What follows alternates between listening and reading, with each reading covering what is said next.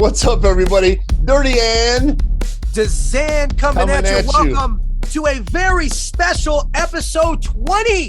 Why is it so special? Oh, it's number 20. Because it's episode 20, bro. Wow. Wednesday, August 25th. But for you, August 27th. Dirty, hey, how have you been the past week? Before we even get into the pleasantries, man. Okay. Somebody out there commented on one of our videos. Actually, I take that back. There have been several people that have commented on our videos that have said that we deserve more subs. First of all, thank you very, very much for that. We really appreciate hearing those kind of words. But also, this is our only 20th episode. Right. So we haven't been around very long, and it is growing. So we'll get there. I firmly believe we'll get there because this is as honest as it gets, man. And I think people like that kind of thing. You know, we don't come on here and put on a show for you. It's real, it's raw, but it's truthful and it's opinionated. So, and you guys are the ones to help us the most. So continue to like, comment, subscribe. If you are new and seeing our faces for the first time, hit that subscribe button. We are here every fucking Friday, and some little vids sprinkled on in between. Dirty, give them the finger and let's fucking get to it. Here we go. Let's do it. MMA topics. I think it's only right that we start off by wrapping up UFC Vegas 34. Listen, DZAN was on a hot streak for about 4 weeks, but it happens, man. You know, it happens. Heavy is the crown, I believe is the saying. It is the saying. And Dirty and I tied. After 4 fucking weeks, it got heavy. It did. It got real heavy. Dirty and I tied 3-3. So let's talk about it. The very first fight we have pitched. No, go ahead. Sorry. Let me just say this. I don't want to make excuses for either one of us, but especially for myself. That was a difficult card to pick. Very, very difficult card to pick. And we know this because a lot of people lost a lot of money last weekend on those fights. But also, truth be told, you guys, DZAN asked me and I completely forgot. And I had to get my picks in. I didn't want to let anybody down. So I just went off of everything that I could recollect is whatever I could recollect quickly. And so I started thinking about Clay Guida and his last fight, and he looked so good. And I'm like, you know what? I picked against him in the last fight, fully expecting them to show up like he showed up this past fight. So, right. So, you know, you got things like that. So those are going to happen. And the other thing I want to say is I have been placing very small bets for 30 plus years. And I think the most money I've ever laid down on anything is $100.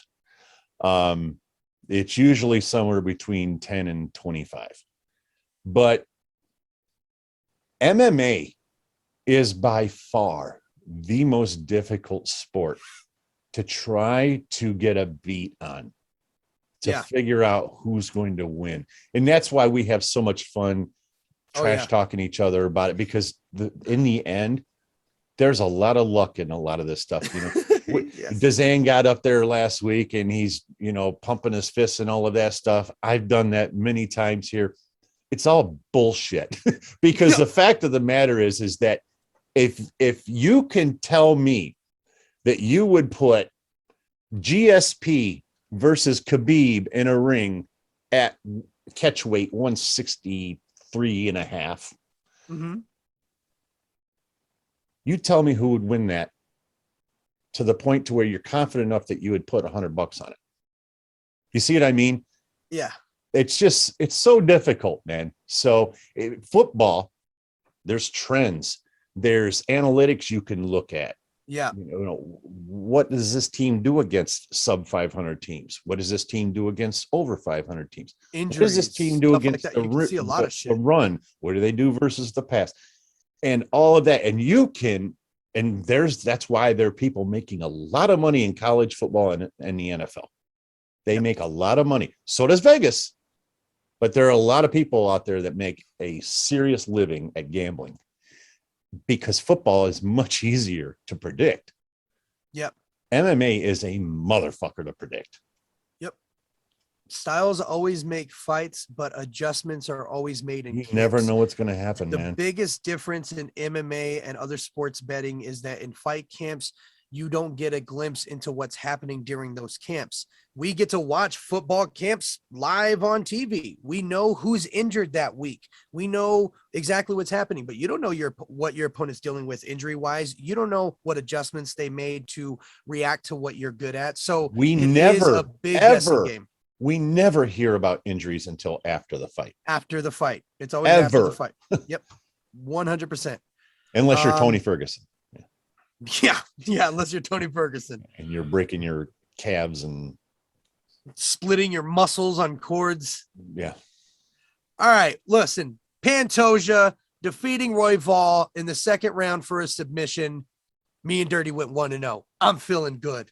I'm feeling good, right? Next fight, we got Pitchell versus Hubbard. And it went to decision. Pitchell got his ass kicked. All right. We went Hubbard. Now we're 1-1. All right. On this next one, we actually chose. That was the only. I gotta say that was the only fight that I felt confident with, because Austin Hubbard, he's a beast. He's a beast. He's a beast. He's really tough. He's durable as fuck. He's way more durable than I think than he kind of presents himself as. But he was slowly losing that fight. It was nothing like his previous fight where he was winning the fight from 100%. The beginning. So we get Trevin Jones versus Kak Ramanoff. I fucked that up. I know that it's not Kak Ramanoff. No, that is exactly what it is. Oh, is it? Okay. No. Hey. Oh, fuck off, Dirty. Fuck off. Here we go. All right. You guys, listen. Ramanoff. If you notice that I was laughing as we started the podcast, it's because he was fit to be tied. I had him all fucking amped up. He got me all fucking riled up right before we. And he's like, okay, calm down. I said, fuck no, fuck that. You come in hot, goddammit. So I have a lot of emotions, ladies and gentlemen, right now. I got a lot of emotions. He's worked. Kak Ramanoff. We'll get to it though. You'll find out why in a little while. We'll find out why. Listen, don't make me keep saying the name, Dirty fuck. Kak Ramanoff won by submission, and his name is, I can't even say his fucking first name. Sadiador. So he won by submission in round 3. Great. Good for Dirty. He finally gets another point on the board. I'm drowning. Now we got Parker Porter versus Chase Sherman. We both went Sherman. Sorry, because Sherman is a beast. DZAN, I'm so sorry. Hang on 1 second, please. Sorry about that, guys. For what a reason, my computer just popped up and said it wants to shut down, and I was trying to stop it. Anyway, we're back. Anyways, we fucked up on the Sherman pick. I really thought Chase was going to run away with this, but so did I. A decision loss. I'm like you, though. I actually felt kind of confident with that pick. Yeah, I was solid. I was like, that's a lock-in. I agree with that one. So did we pick all the same guys? No. So you and I had only differences. So. You and I had differences on Jones, and you're going to make me say it. Kak Ramanoff. Okay. And then you and I had differences with Mark Madsen versus Guida, which is what we're talking about next. Clay Guida versus Mark Madsen in the co-main event. This is where I was able to get back up. Okay. This is where I was able to get a point over Dirty. And then the last one, we also had a difference in opinion, and I was able to tie with Dirty. So these last two were very important for DZAN, and I'm so glad they came out my way, but it was so tough to see Guida lost. It was very competitive. Guida can still fucking do it at his age, but it was a right decision with Mark Madsen. He did do more than enough, but Clay Guida stuck in like a real fucking champ. You know, I don't know. I have a slightly different take, DZAN. Hit me with it. I agree with most of what you said. I pull away a little bit when it comes to what he's got left. I started questioning him halfway through the fight. I really did. Yeah. Because he was landing, but nothing was landing. Right. And I don't know. Clay Guida just used to be, he looked like a fucking Tasmanian devil, but other than that, and aside from the fact that he looked so wild and, kind of looks like Captain Caveman, and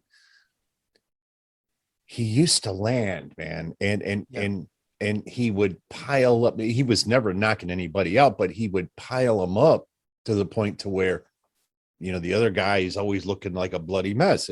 Right. It didn't happen in this fight. Yeah. And he keeps calling for legacy fights. He wants to fight older fighters too. And they keep giving him these younger guys that are up and coming.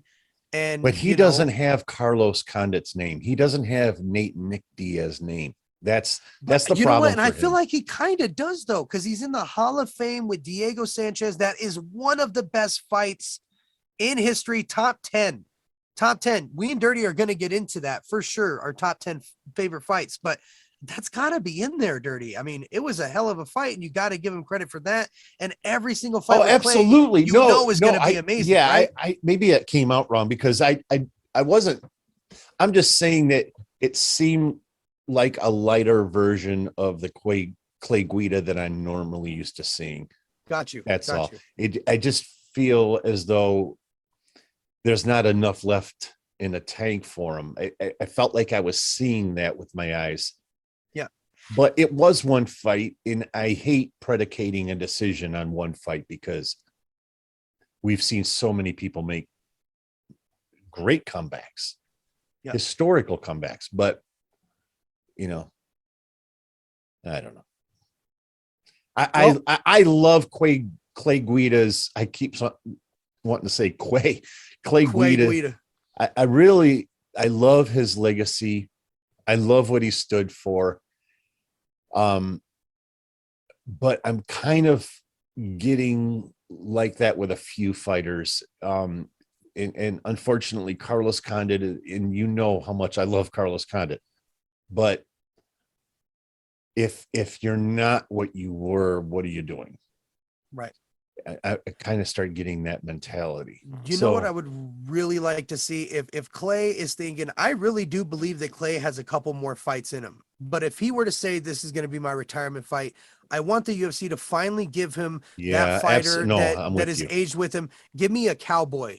Give me, you know what I mean? Make that could be both of their last fights. You know what I mean? Mm-hmm. Clay Guida versus Cowboy. That's a fantastic matchup. Or fight to see who doesn't get cut.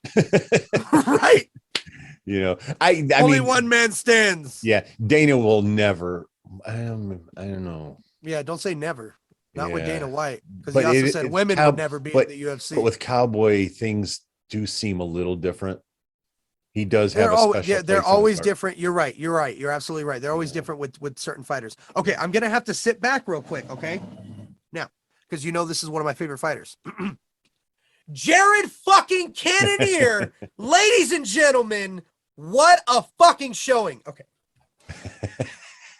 that was an amazing fight. It was an amazing reminded me of. I did not pick Cannonier, just to put it out there right now. Oh yes, sorry. Let's get that out the way. This is how I was able to tie with Dirty. I picked Cannonier and he got Gastelum.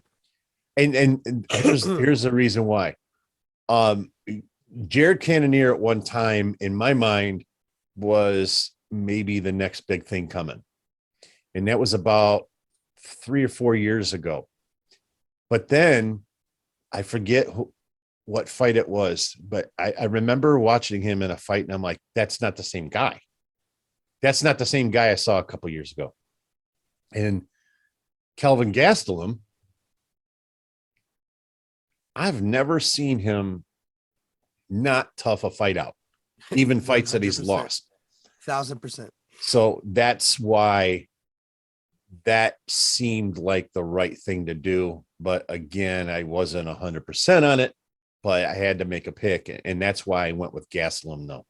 But yeah, Cannonier was in full on power, beast mode, man. I mean, if it were anybody else other than Kelvin to take those shots, Kelvin has taken Kelvin has taken so many shots from Adesanya that you thought was just going to end it. Robert Whittaker, one of the greatest fights ever. Robert Whittaker, and then Jared It landed so fucking hard every time, and Kelvin just kept He's a tough coming forward. motherfucker, man. You got to give it to him every time, and that's why I put on social Another media. fighter. Every fight with him is amazing. Yeah, and he's another one of those fighters that never once broke. Absolutely. Nobody's ever broke. I'm sorry, Kelvin Gastelum. Nobody has ever broke him. And for our viewers now watching, if you have watched the Tough series and follow along with our side thing that we talk about the Tough series, this fight reminded me of like a long version of the first round versus Trajan and Trayshawn and Gilbert. They were both landing back and forth, but the power from Trayshawn, the power from Jared just took the fight to the next level. And man, it was amazing. What a great fight night. I was okay to be tied with Dirty for that fight night. So that was good. Next, let's talk about some fighters that were released this last week. Yeah. UFC released 4 fighters. And I'm going to go over their UFC record, not their MMA record, but just what they did in the UFC. First one cut. And why is that? Right. Ryan Benoit, 3-6 in the UFC. That's why he was cut. And who else? Yancy Medeiros, 6-8-1 in the UFC. And at one time, he was kind of the talk of the UFC. It was a very brief moment. Was it who was it? Was it Vicente Luque? I forget who he fought. He fought somebody. This is a few years ago. And I remember, and he won the fight.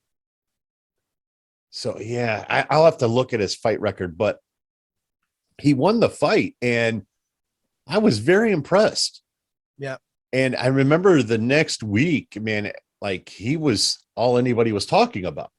Yep. But then I think he was supposed to fight somebody. You know what? Let me look this stuff up, but you go ahead and talk here. I want to look. Yeah, no problem. Justin James, 1-4 in the UFC, was cut. And then Jerome Rivera, not to be mistaken with Jimmy, Jerome Rivera went 0-4 in the UFC. Those 4 fighters were cut this last week. I mean, it makes sense. That's what they did. They got to trim the fat a little bit, keep that roster a little lean, especially since they ain't paying them enough. So they're going to drink a Coors Light. All right. Anderson Silva versus Tito Ortiz. I know Dirty is so excited for this boxing match. He is just so ready. Anderson Silva versus Tito Ortiz is going to be going down September 11th on Triller and will act as the co-main event to the freak show Vitor Belfort versus Oscar Coke La Hoya. All right. It was Cowboy Oliveira. That was the fight I'm referring to with Yancy Medeiros. Sorry about that, guys. I know that's really rude to not pay attention while you're doing a podcast, Luis J. Gomez. But I wanted to look that up because I remember that fight so well. I just couldn't put a face on it. But yeah, it was Cowboy Oliveira. So those fighters cut. We have that freak show boxing match in September. We're going to be talking about another freak show boxing match coming up this weekend, a little later. But first, we kind of have to. Yeah. Let's talk about your boy, Habib. Listen, Habib signed a deal with FC Legion Dynamo. What? It's fucking soccer, people. We should go to Twitter right now because all I heard on Twitter and Instagram were people wanting Conor McGregor to buy that football team. Yes, please. Hey, you know what? Listen, let's take a left turn here because I put out a video a few weeks ago. I don't know, a couple months ago, actually. It was right before the Conor Dustin fight. And I was kind of messing with you guys, and I was acting like I was going to give you some secret sauce on how to become a great MMA journalist and well-respected journalist. And I kind of did this big buildup. And then at the end, all I said was shit on Conor McGregor. That was the end of the video. Didn't realize at that time how spot on I was with that. Because now we're watching this in real time. That's all anybody is doing. But here's what pisses me off about it. And I know, and by the way, this is why DZAN was so worked up before we started the podcast. This is what the catalyst was. But when you put Conor McGregor, you put his name in the title of your video on YouTube, it's going to get clicked on. And so all of these people, ESPN, Anik and Florian, Michael Bisping, I'm losing Chael Sonnen. And I love Chael. I love Michael Bisping, but I can't listen to that nonsense anymore. They're playing you guys. They're playing you because what they're doing is they're using his name on one hand to get you to click on it, especially Stephen A. Smith. He's notorious for this. And then, and obviously Ryan Clark and Daniel Cormier, they're terrible at this.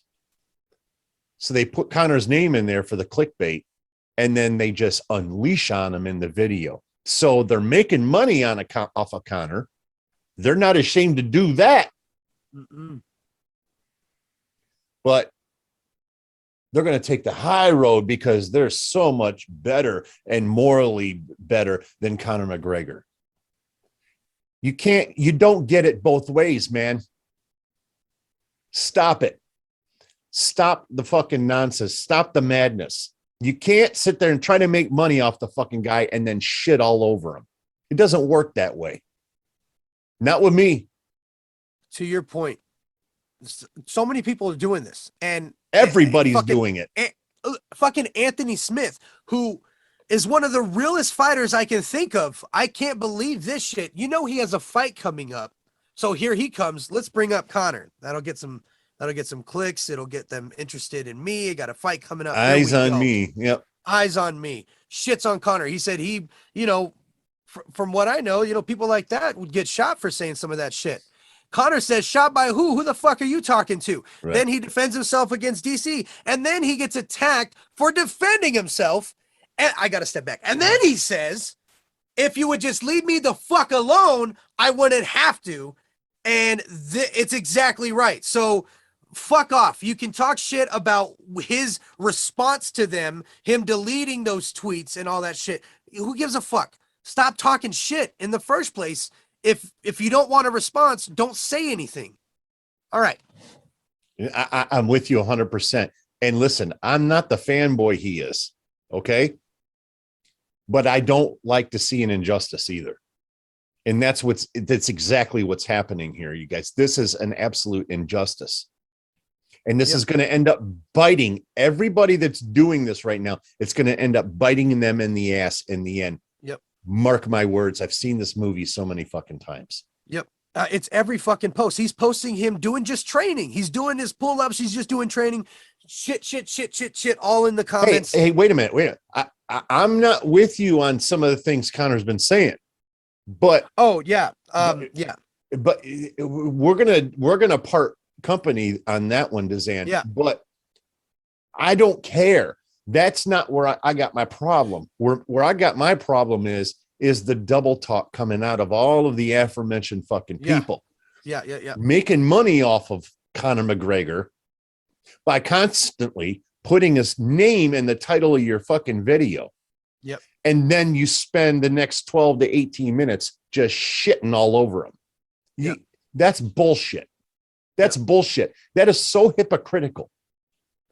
You are the epitome of a fucking hypocrite, Stephen A. Smith. You are the epitome of a hypocrite, DC, RC, Anthony Smith, Anik and Florian, Bisping, everybody.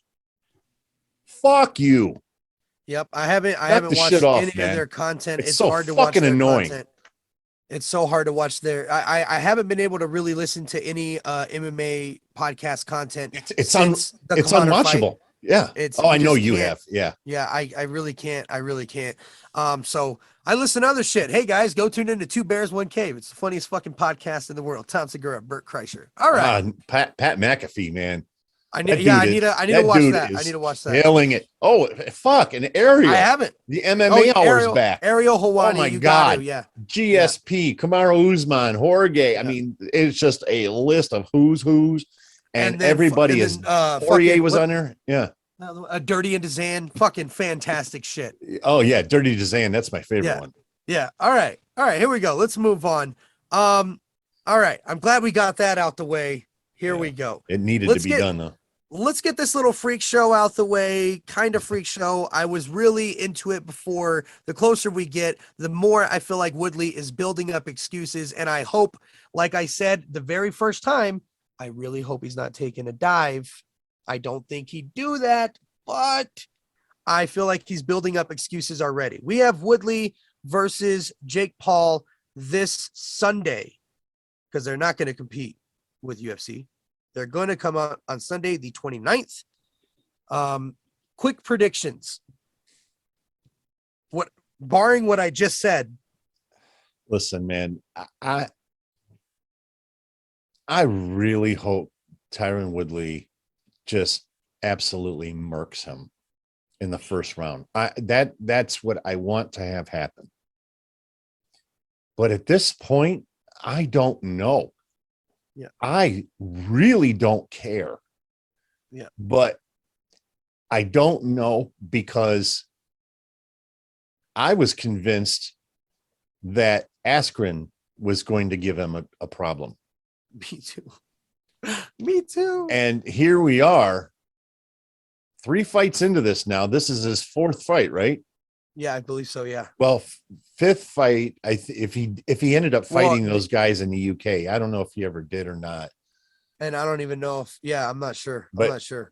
At any rate, he fought the first boxer, and then he fought Ben Askren, and yeah, I don't know. Anyway. Oh, it was that basketball player, Robinson. Yeah, he fought Robinson. The basketball player. Yeah, that was the first one, and then he fought Askren, right? And then he fought Askren. Yep. Yeah. So this is his 3rd fight. This is his 3rd one. Yep. Yeah. I guess to give a prediction, I'll say Tyron Woodley in probably the 3rd round. If it goes past the 3rd round, I don't have much hope. And I'm not with you on the dive thing. I don't believe for 1 second. I don't want to believe it. I haven't believed it yet. I just don't like what he's saying. Tyron Woodley could live with himself doing something like that. He just keeps saying, I get so many fucking people that tell me you got to knock him out. I don't got to do shit. Everybody's like counting on me. No, fuck that. You're making it. You're putting so much pressure on me. He's building it. To me, that's excuse. In all fairness, though, I know where this is coming from. It's coming from the fact that when he fought having to carry that Black Lives Matter flag and wave that around. Yeah. And that was all his own doing. Yeah. He put that on himself. So I didn't feel sorry for him. But wait, I want to make sure I'm clear about something here. I'm not saying that he shouldn't have had a Black Lives Matter flag. Right. Okay. You know how this goes, man. Yeah, no. Yeah, I understand. I've been down this road, but he did take that responsibility on, and he did pretty much indicate that he was fighting for that. Yeah. That was a lot of pressure to put on himself. Yeah. So now, not only do you have that to contend with, but you've got people wanting him to do it for MMA. Yeah. That's kind of unfair. Yeah. Because MMA has 450-ish people on their roster, or the UFC, excuse me, has 450 some people on their roster. to put that whole thing on his back. I don't like that. It's not fair. It's too much pressure. It's unnecessary pressure. Yeah. So for him to come out and say those things, I've got no problem with that. I really don't. And I don't really believe for one second that it's excuse building, because I don't believe for one second that he would be capable of taking a dive. He's quirky. Yeah. But he also seems like a man with a lot of pride. Yeah. I can't put him in that category. There's some fighters out there that I would say, yeah, I buy that.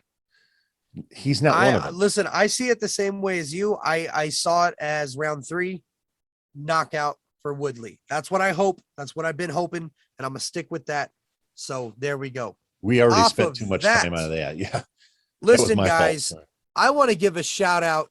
Hero of the fucking year, Brendan Schaub. You're not everybody's favorite person, but let me fill you guys in. If you don't know, I've got no problem with Brendan Schaub. A lot of people do, and yeah, I kind of do. Okay, listen. Well, then I do. Brendan, that's right. That's fucking right. All right. Brendan Schaub saved 4 children in a car accident that killed the mother of the 4. They had minor injuries. The father was the one who caused the wreck. He did it purposefully and is being brought up on murder charges, as well as 4 counts of attempted murder. Listening to Brendan explain this shit was so heartbreaking. He told everybody, we're going to heaven now. And he got on the highway in the opposite direction.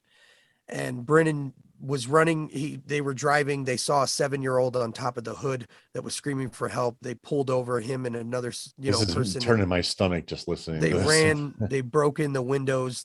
He explained what he saw, and it was so graphic.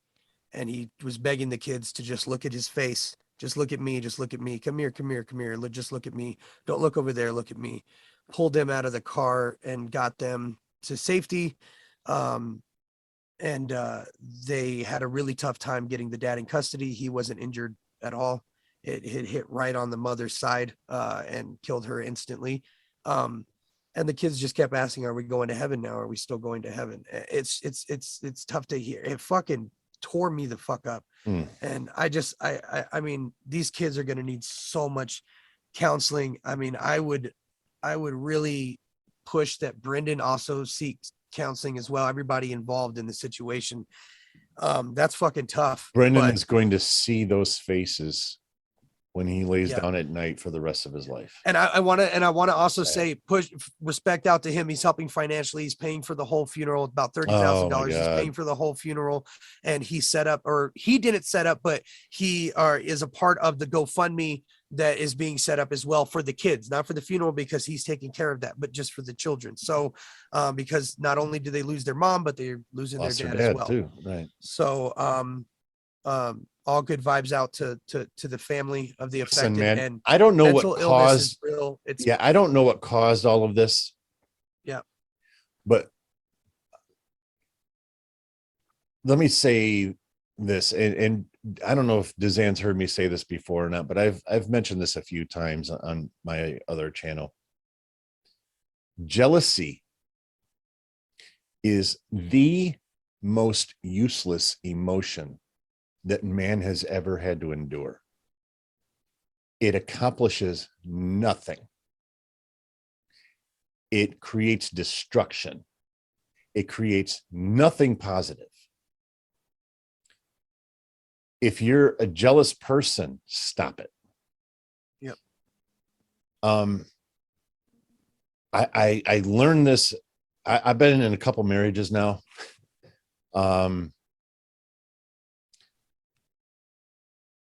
One thing that I don't let ever enter my brain is the emotion of jealousy, because the person that I would be jealous over, in this case, my wife, that is on her. Yeah.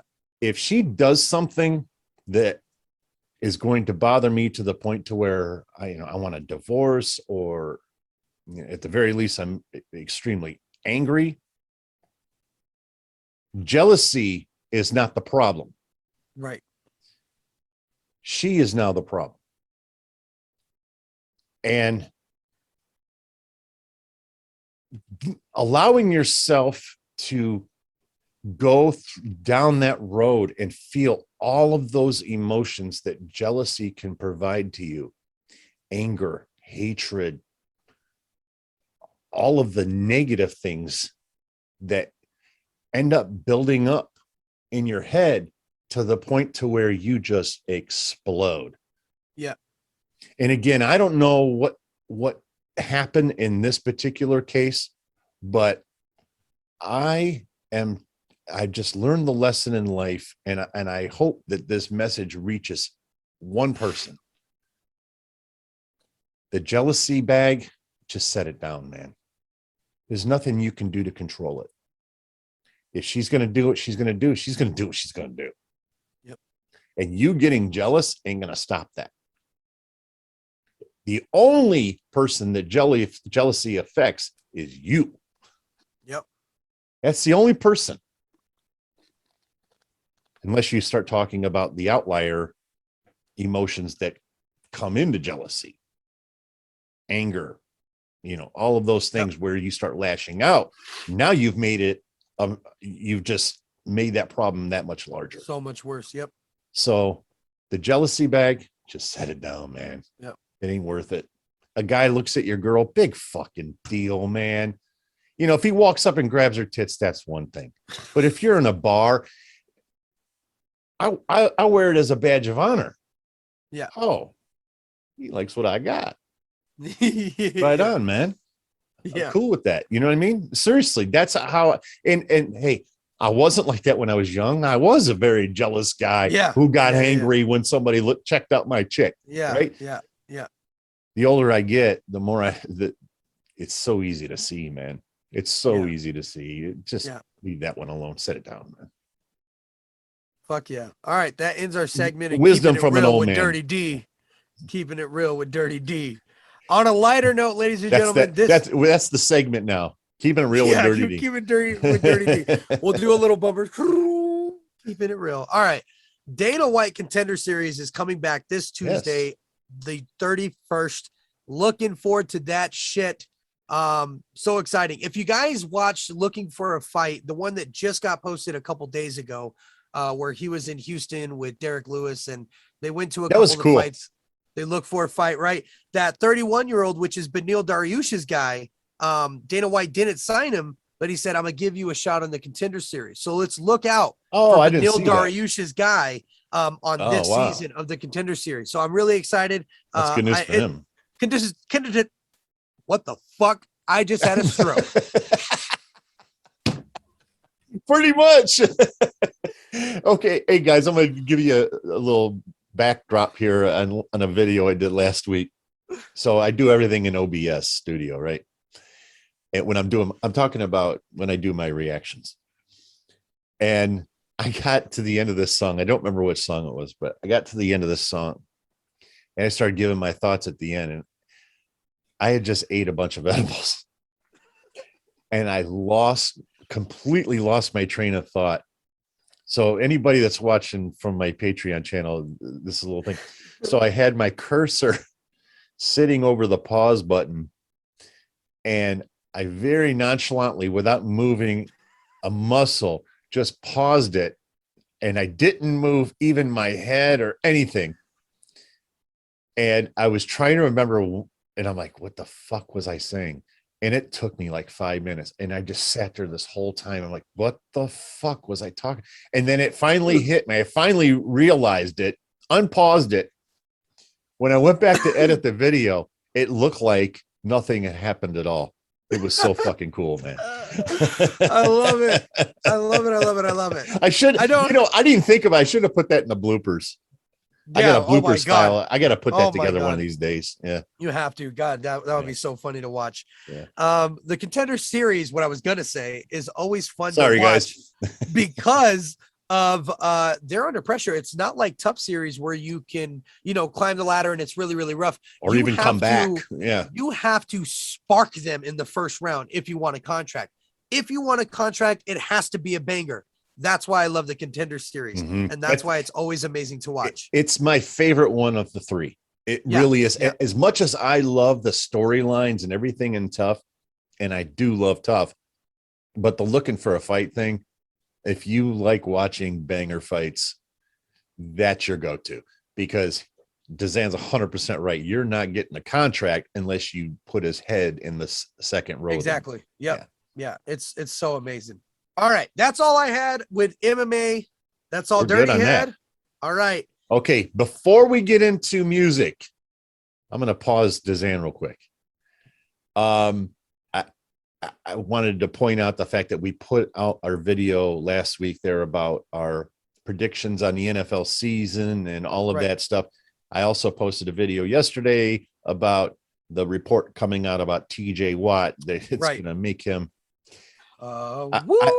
Listen, man, I got a problem with this. I love TJ Watt. In my opinion, he's the best edge rusher in football. Maybe Myles Garrett, I don't know, but it regardless, they're very, very close. If he's not the best, he's one of the best. He's got to get paid.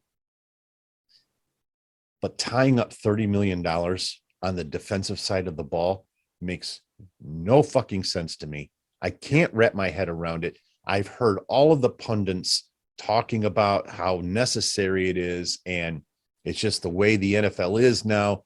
Edge rusher is always the second highest paid guy. I get it. I don't like it. They've got Alex Highsmith on the other side, who's going to replace Bud Dupree, but he is absolutely slaying it in the preseason. He's going to be a name that's going to catch a lot of people by surprise. Promise you. Then in the offseason, they sign Melvin Ingram from San Diego. Unbelievable edge rusher, Pro Bowler. And he's getting $2.5 million, $3.5 million, something like that.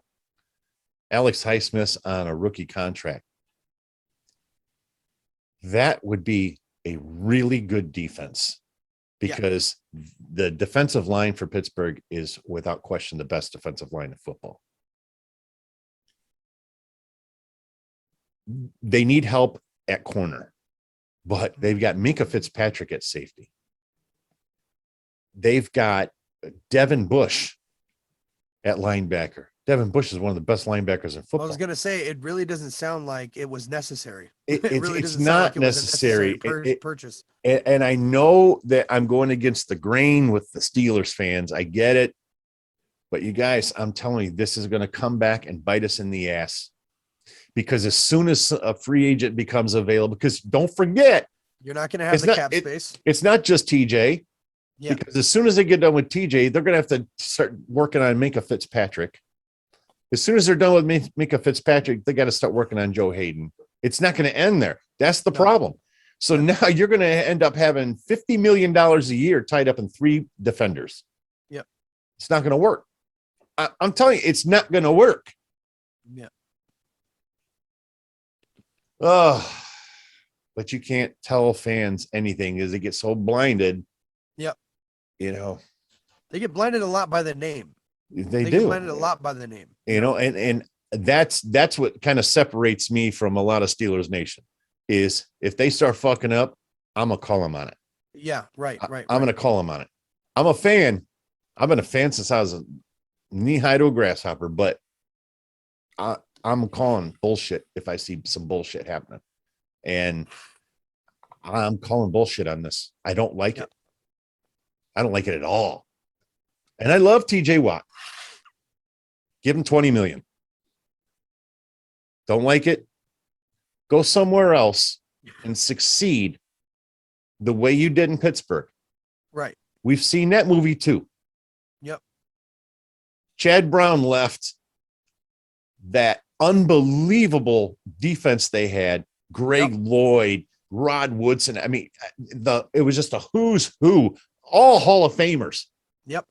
He left, got that big contract to go to Seattle. Never heard from him again. Never. Nope.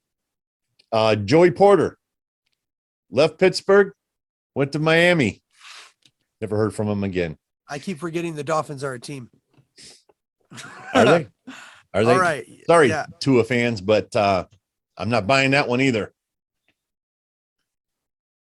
Not buying that. Tua Tagovailoa is this close to being a bust in my mind. Mm.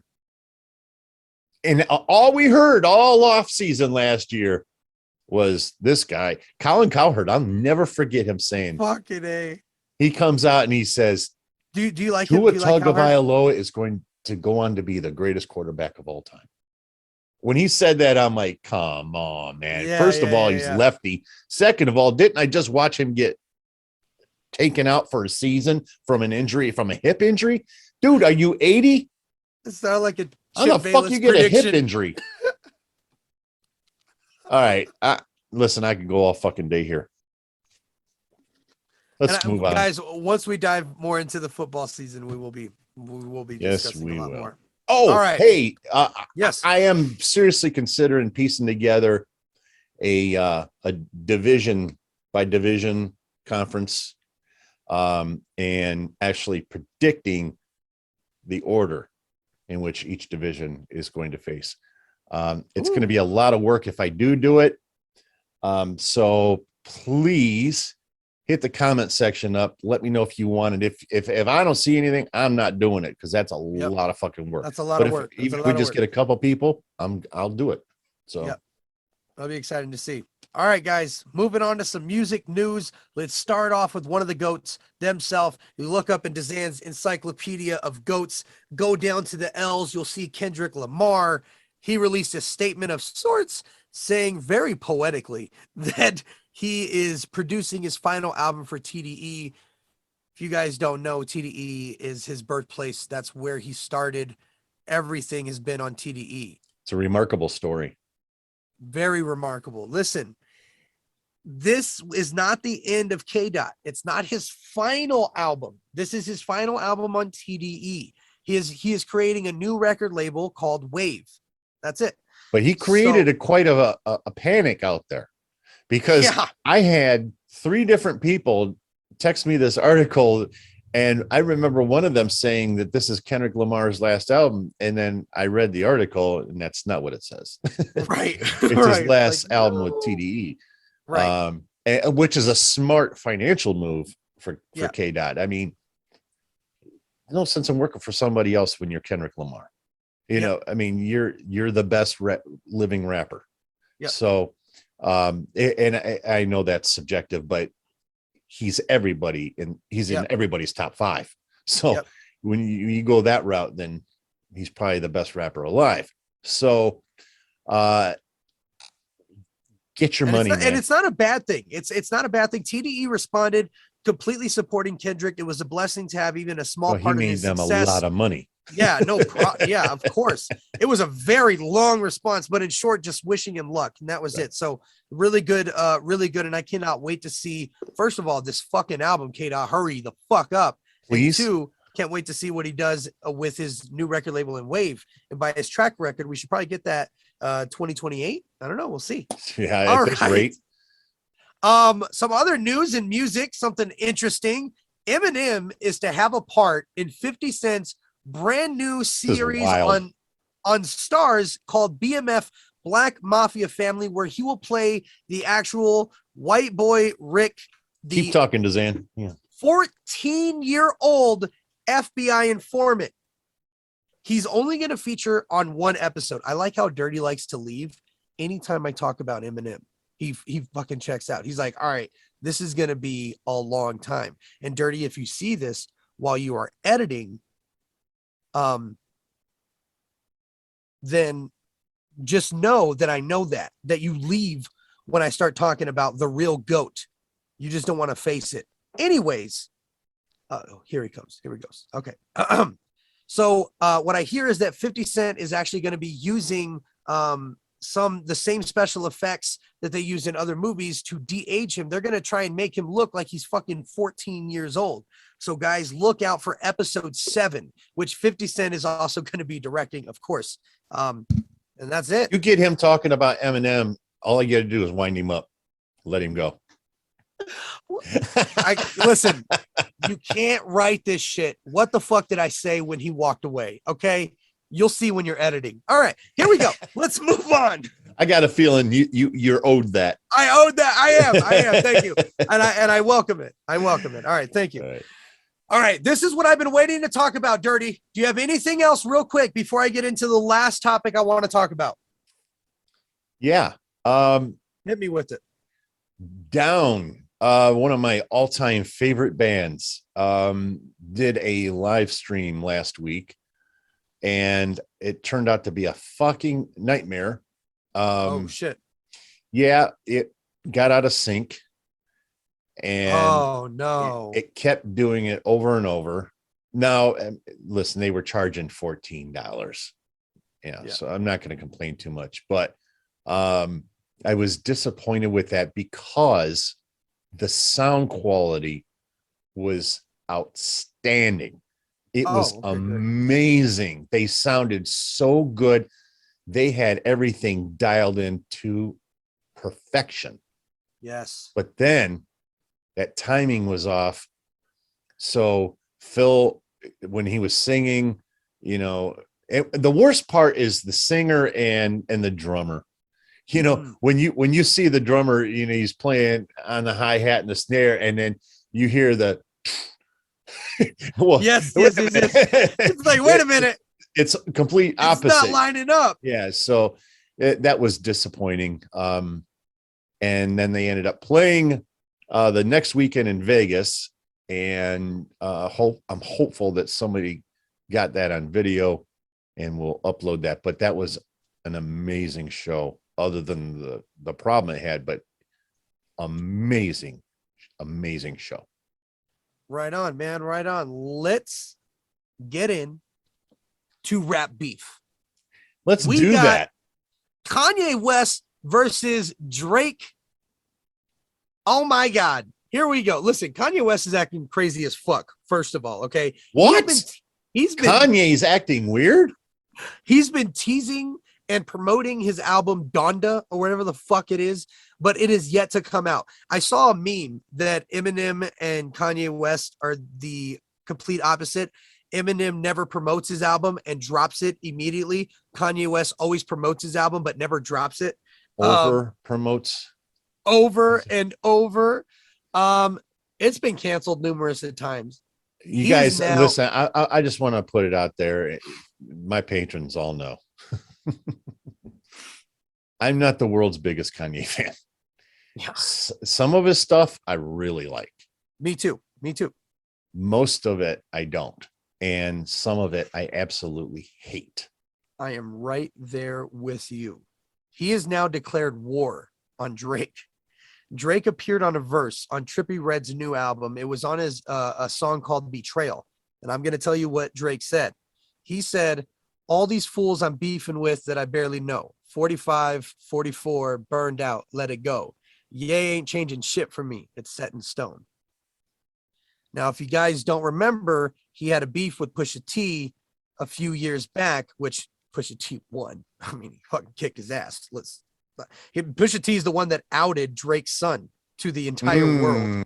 Okay. He literally named the song Drake's son's name. I think it's Adonis. He literally named the track Adonis, where he exposed that Drake had a son. Nobody knew that. It was huge. And he definitely won that. And Drake has admittedly said that he took an L. You know what I mean on that. Good on him. But he's saying that and let me just say too, Pusha T is Kanye West's artist. There you go. Okay. Mm-hmm. So if you're beefing with Pusha, you're beefing with Kanye. And there's always been a kind of cold war between Drake and Kanye when it comes to album sales and all that kind of stuff. So after this made the rounds, this verse made the rounds. Okay. Kanye West then got into a group chat where he included Pusha T and Drake and a bunch of other people I don't know. He declared war and saying that Drake will never recover. I promise you.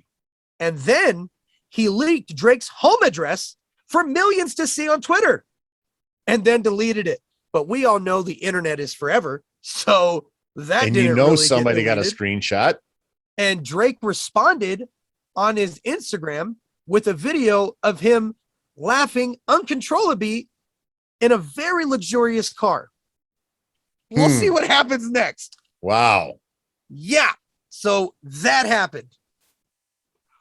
Kanye West needs to be put in a cage. Okay. This is ridiculous. God, I can't believe it. I can't fucking believe it. Who does that?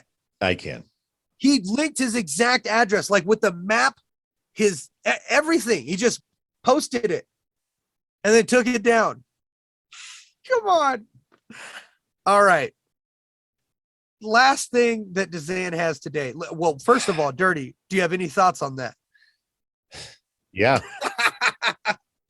I do. And I'm going to keep them to myself. I have patrons I have to worry about. But because a lot of my patrons really like Kanye. So I have to be careful here. I try not to go in too hard on them, but they do know how I feel. And they don't care, because now I have another PayPal full length coming this weekend. And I'll just tell you right now, for anybody that's paying attention over there on Patreon, we're doing graduation. Oh, okay. So, that's actually a good one to do. And that's, from what I understand, I believe I've already done a couple singles from there, if I'm not mistaken. But Life of Pablo. You guys. God. Did you hear that album? You heard Life of Pablo? They made you listen you never saw that? I don't remember that. No, I didn't see that. Oh, dude. Okay. So I probably just went like, nope. Nope. I got halfway through it. And I stopped. I'm gonna watch it now. Okay. I don't even know if it's up there anymore. Okay, did you take it down? I don't know, because I may have, but I got halfway through it and I couldn't take it anymore. Yeah. I couldn't stand this being on my head anymore. Yeah. And finally, and I don't believe it was a PayPal, which is probably why I stopped doing it, but maybe it was. It's been a couple of years, but anyway, I could not stand that fucking album. Yeah. And I had so many people mad at me over that one. Yeah. And they didn't understand why I didn't understand it. And I'm like, did you listen to it? Yeah. It was just, it seemed directionless to me. And a lot of Kanye's music, to me, lacks direction. Mm-hmm. It's and also the one thing that really drives me fucking insane about his productions. He has this obsession of filling every single space in a song. He doesn't know how to let a song breathe. Mm. And he's got to constantly fill a hole with something, like, or, during a hook, he's always got to do the ohs and oohs and all of that stuff. Yes. And I'm like, dude, man, and he's doing this on other artists' stuff. Right. And I'm like, man, can you let him do his thing, please? Yeah. Do you have to be in the fold of every fucking thing? Right. You're producing him, not you. Yeah. No shit. Do you understand what a producer does? It's not just beat making. As a matter of fact, quite frankly, beat making is very low on the list of what a producer does. Part. Yes.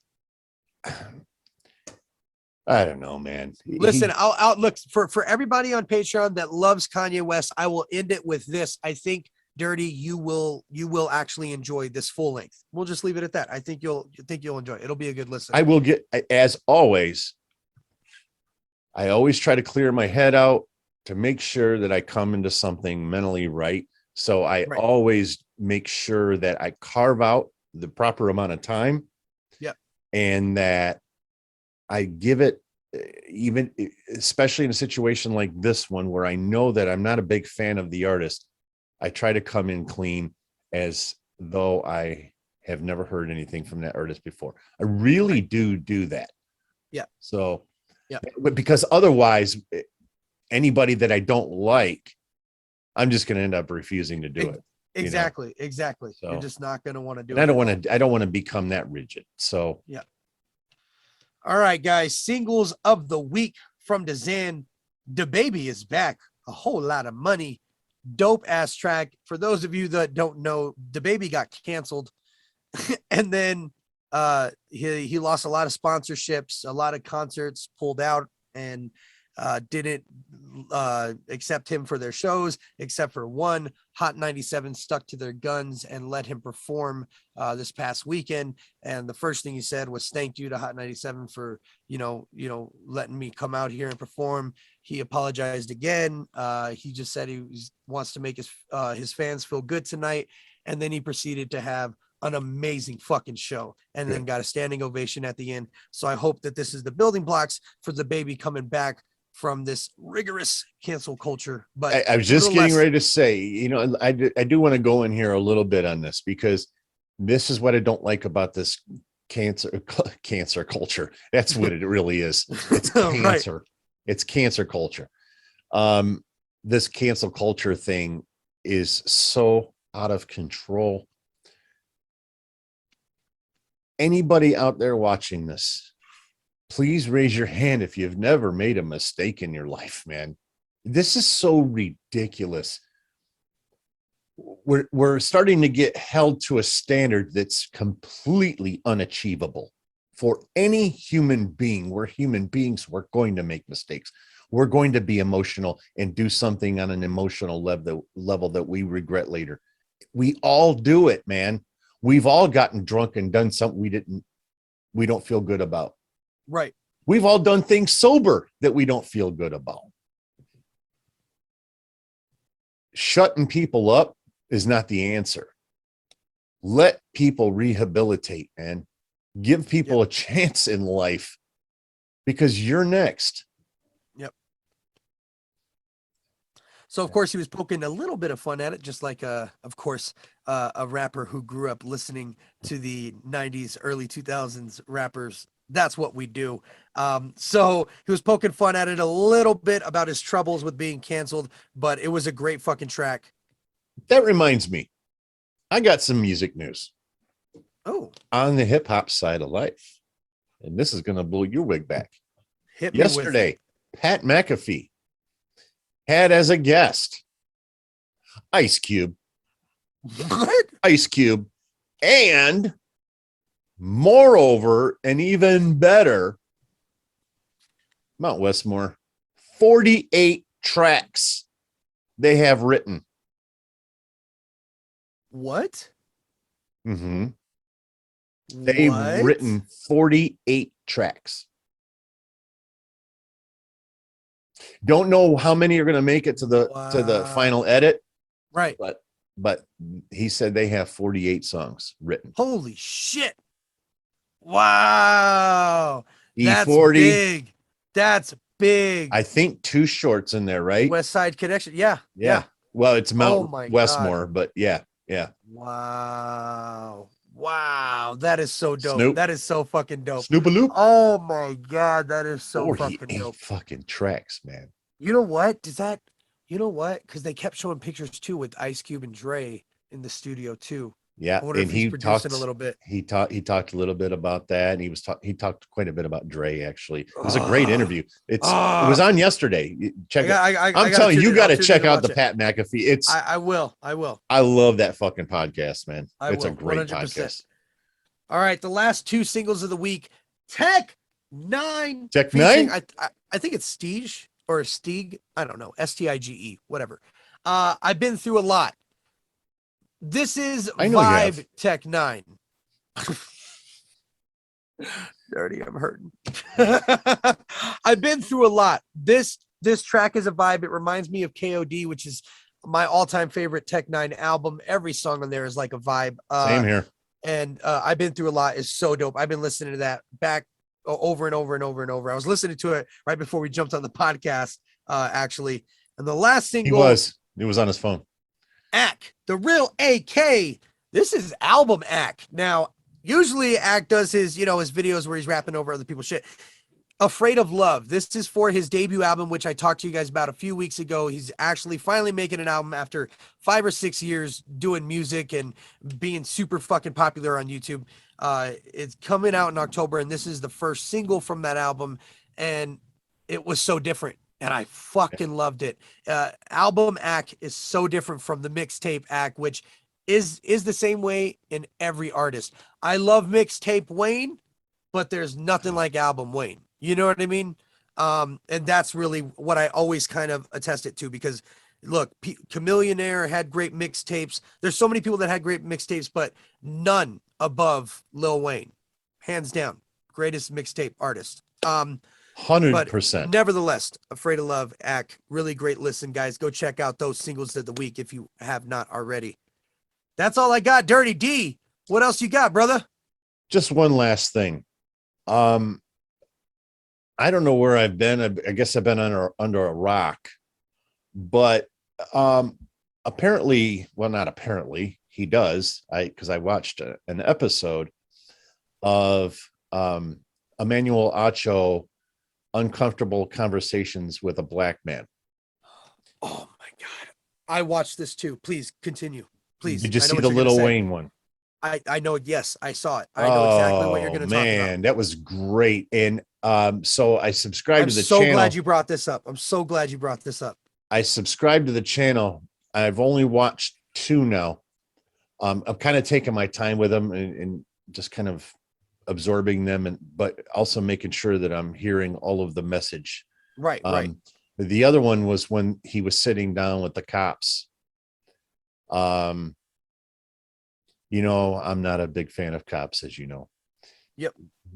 And I was so proud of Emmanuel Acho's approach to this interview, because he took control of that interview. He let them talk, but he didn't because he was the only one on his side, if you will. Right. And there were probably 35, 40 cops there. Right. And he was completely in charge of this thing. And he didn't let the cops get away with grandstanding, right, or filibustering, or talking over them, or right, anything. He was in complete control of that conversation. He controlled the direction of the conversation, which was really, really important, because if you let the other person control the conversation, they control the narrative. And this is a narrative that should not be controlled, because it's an uncomfortable conversation with a black man. It's supposed to be uncomfortable. Right.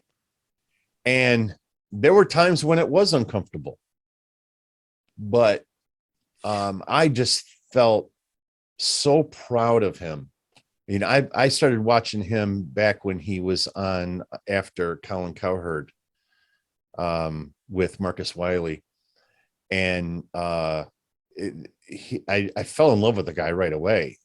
And when I found that, I'm like, oh shit! Now I just ordered his book. Oh, wow. Fucking yeah. A, nice. Yeah. He only jumped on my radar because of the Wayne interview. Oh, okay. Oh, no, yeah, he's the only thing I saw. Yeah, he used to play for the Browns and maybe Dallas. No, not that. I know he played for the Browns, but he was mostly special teams guy. Right. But then he ends up getting his own a show. He stepped in for I forget who was with Marcus Wiley on that show, but they have LeVar Arrington on there sometimes. And it's always on after Colin Cowherd. But yeah, he's a very, very intelligent man. Yeah. Very intelligent man.